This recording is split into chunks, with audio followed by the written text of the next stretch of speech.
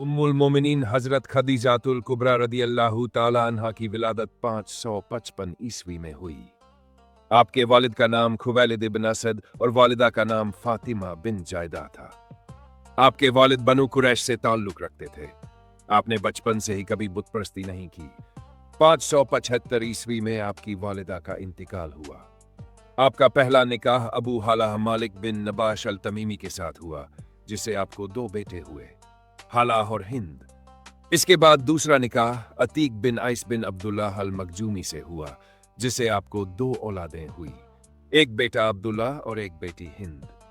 585 ईस्वी में आपके वालिद के इंतकाल के बाद आपने अपने वालिद का कारोबार संभाला। आप कुरैश की बावकार और मुमताज खातून थी। आपकी शराफत और पाकदामनी की वजह से अहले कुरैश आपको ताहिरा के लकब से पुकारते थे। आप बहुत सखी थी और गरीबों, मोहताजों और रिश्तेदारों की मदद किया करती थी। एक बार आपने अपने मकान के बाला खाने से देखा कि हुजूर मोहम्मद मुस्तफ़ा सल्लल्लाहु अलैहि वसल्लम गुजर रहे थे और हुजूर के सर पर एक बादल साया किए हुए था जो उनके साथ चल रहा था। हुजूर मोहम्मद मुस्तफ़ा सल्लल्लाहु अलैहि वसल्लम को उनकी सच्चाई और अमानतदारी की वजह से सादिक और अमीन के अलकाब मिले थे।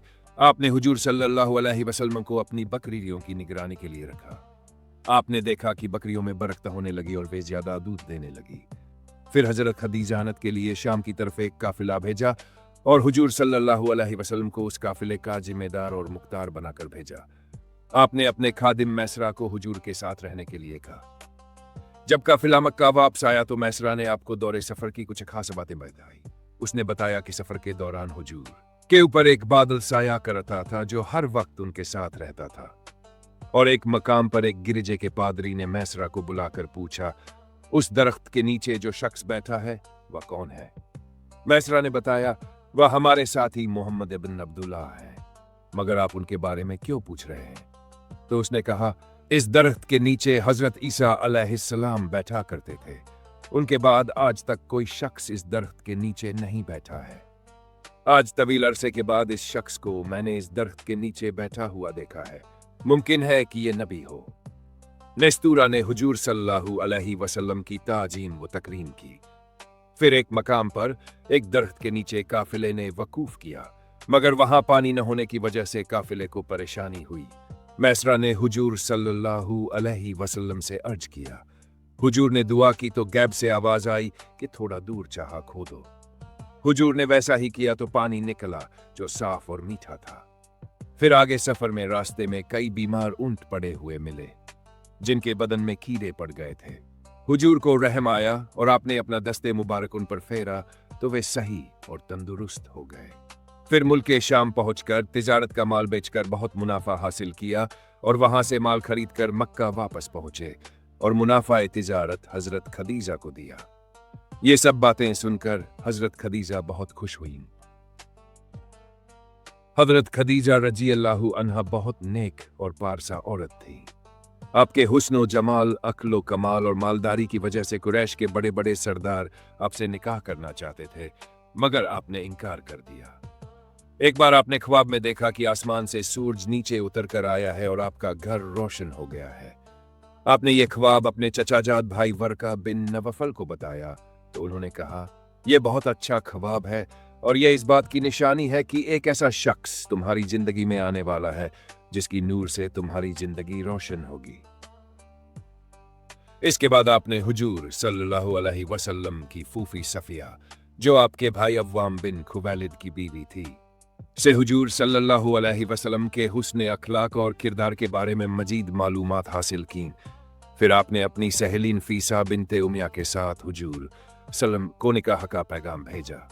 हुजूर सल्लल्लाहु अलैहि वसल्लम ने हजरत अबू तालिब और खानदान के दूसरे बुजुर्गों से मशवरा किया। 555 ईस्वी में हुजूर मोहम्मद मुस्तफ़ा ने 4 मिस्काल सोना महर के एवज में आपसे निकाह किया। खुतबा निकाह अबू तालिब बिन अब्दुल मुत्तलिब ने पढ़ा। हजरत खदीजा की तरफ से आपके चाचा अम्र बिन असद वली बने।